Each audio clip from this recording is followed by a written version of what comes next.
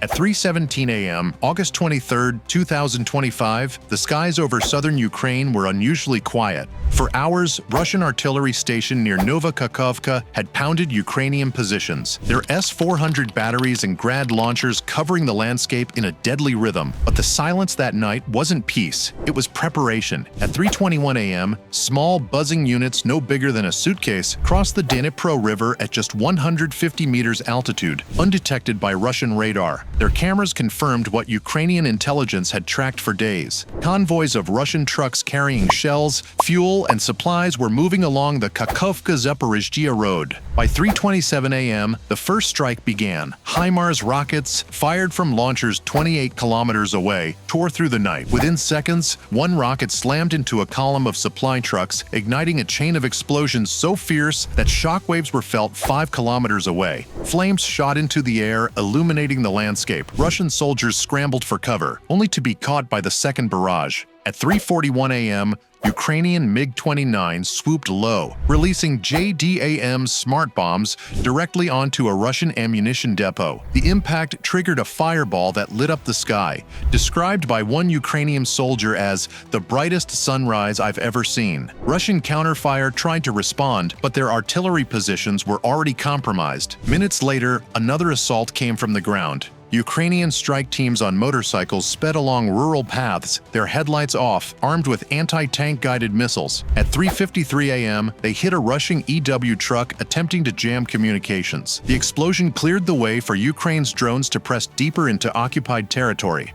By 4:06 a.m., the attack turned strategic. Precision rockets collapsed the Nova Kakhovka bridge, a vital artery for Russian resupply into southern Ukraine. Without it, Russian forces at Zaporizhzhia were suddenly cut off. The war rages on between the two countries. Russia has blamed Ukrainian drone attacks for a fire at a nuclear power plant in its western Kursk region. Moscow says several Russian power and energy facilities had been targeted overnight. Then came the most audacious move. At 4:19 a.m., a swarm of explosive drones, over 40 in total, descended on the Zaporizhzhia Nuclear Plant Fortress. According to Russian officials, the overnight drone strikes not only forced capacity reduction at the Kursk nuclear power plant, but also set a fuel export terminal in Ust-Luga on fire. This wasn't just an energy hub. Russia had turned it into a $1 billion military fortress with bunkers, armored units, and layered defenses. Sirens wailed as drones evaded gunfire. Ukrainian nuclear site Zaporizhzhia attacked. Fire, smoke, and nuclear breach fears. Nuke radiation threat in Europe. Nuke watchdog International Atomic Energy Agency at Ukrainian nuke plant in Zaporizhzhia. Some skimming just 15 meters above the ground. The first wave struck fuel tanks near the plant's perimeter, sending thick black smoke over the compound. The second wave targeted command posts and barracks. At least one drone, confirmed by satellite imagery later that day, detonated near a Russian S-400 battery, leaving it smoldering and inoperable. For the next 18 minutes, explosions thundered in waves around the nuclear fortress. Ukrainian pilots, circling at 12,000 feet, reported flashes across the compound every 30 seconds. One pilot transmitted simply, "The fortress is burning." As dawn broke at 4:42 a.m., plumes of smoke rose tens of kilometers into the sky. Russia's billion-dollar stronghold at Zaporizhzhia had been breached. But this was only the beginning. What happened next would push the conflict into a new and dangerous phase. At 4:45 a.m., as the smoke still curled above Zaporizhzhia, Russian commands scrambled to respond. Radar operators in Kaliningrad and Rostov frantically searched for incoming waves, but Ukraine's drones had already done their work. Communications from Russian ground units near the nuclear plant were fragmented, reports of burning barracks, collapsed bunkers, and casualties mounting. By 4:52 a.m., Moscow declared an immediate state of emergency at the Zaporizhzhia nuclear facility. Russian state TV announced that the reactors were secure, but independent monitors noted heavy fighting just 700 meters from reactor Unit 4. The International Atomic Energy Agency in Vienna received urgent alerts, warning of possible risks to nuclear safety if the conflict continued at this pace. At 5:06 a.m., Russian Su-34 fighter bombers scrambled from air bases in Crimea, heading toward Ukrainian launch sites. Their flight path clocked at 850 kilometers per hour, was tracked in real time by NATO surveillance aircraft. Yet as they entered Ukrainian airspace, they were met by a wall of Ukrainian air defense fire. NASAMS and Patriot interceptors streaked into the sky, downing 2 of the bombers before they could release their payloads. The battlefield chaos was compounded at 5:19 a.m. when Ukrainian forces released a second wave of long-range Storm Shadow missiles, striking what remained of Russian command posts around Nova Kakhovka. Satellite images later showed smoldering craters where fortified bunkers once stood. By 5:34 a.m., global markets had begun to react. Crude oil prices surged past $110 a barrel, and European energy ministers convened emergency meetings. The destruction of a Russian military hub inside a nuclear power plant zone shocked not just Russia, but the world. In Washington, Pentagon officials briefed President Trump at 11:42 p.m. Eastern Standard Time. NATO called an emergency meeting in Brussels, with Article 5 discussions looming in the background. Though NATO was not directly engaged, the risk of escalation was unmistakable.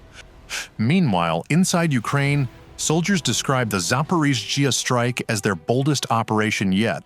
One commander, speaking at 5:48 a.m., said, "Russia built $1 billion fortress. We turned it into rubble in less than an hour." Ukraine is stopping Russia. It's striking targets all over Russia, deep in the interior, not only with the amazing Operation Spider's Web, but before and after. They've still been hitting oil and gas infrastructure, targeted attacks against Russian military officials and part of the industrial complex. To me, that's significant because it not only degrades Russia's ability to produce oil, which it needs for income to generate revenues, but it also creates a psychological effect inside Russia that the Putin regime is not able to protect Russians, that every square kilometer of Russia can be hit. By sunrise, the Zaporizhzhia fortress was no longer a symbol of Russian strength. It was a symbol of vulnerability. Dozens of Russian armored units were destroyed, fuel depots burned for hours, and the S-400s meant to protect the plant were silent wreckage. Yet, the danger was far from over. At 6:12 a.m., Russian ballistic missiles launched from Belgorod streaked toward Ukrainian cities, striking near Dnipro and Kryvyi Rih in retaliation. Civilian casualties were reported, and air raid sirens wailed across the country. The world watched in fear. Zaporizhzhia was not just a battlefield, but a nuclear flashpoint. So that's the breaking news that's coming in. Amid Ukraine-Russia war, we're learning that Ukrainian nuclear site Zaporizhzhia has been attacked. Fire, smoke and nuclear breach fears, and there's a nuke radiation threat in Europe, and the nuke watchdog, International Atomic Energy Agency, is also now at the Ukrainian nuke plant. If one stray missile hit the wrong target, Europe could face a catastrophe unlike anything since Chernobyl. And as both sides prepared for the next phase, one question echoed across war rooms from Kiev to Washington, from Moscow to Brussels. Had Ukraine's boldest strike yet brought victory, or had it opened the gates to a far deadlier war? So looking at everything that's happening, though, in Operation Spiderweb, for instance, a lot of the attacks were carried out from Russian soil. And that's going to be very hard, it appears, for Russia to be able to respond. At this point, it needs to call back a lot of different resources that it has currently tied up in Ukraine. But at the same time, it doesn't mean it will really change much, because the fact is they don't really have the capacity to stop things, such as drones that are flying at a low altitude from a nearby distance from attacking these different facilities. As the smoke lingers over Zaporizhzhia and the echoes of missiles fade into the distance, one truth remains clear. This war is no longer confined to battlefields. It is now a struggle for survival at the very edge of nuclear disaster. Every second brings new decisions, new risks, and new possibilities for escalation. The world is watching, but only those on the front lines truly feel the weight of what comes next. Stay with us here on Military Crises, where we bring you closer to the battlefield than anyone else. Because in wars like these, every minute, every missile, and every decision can change history.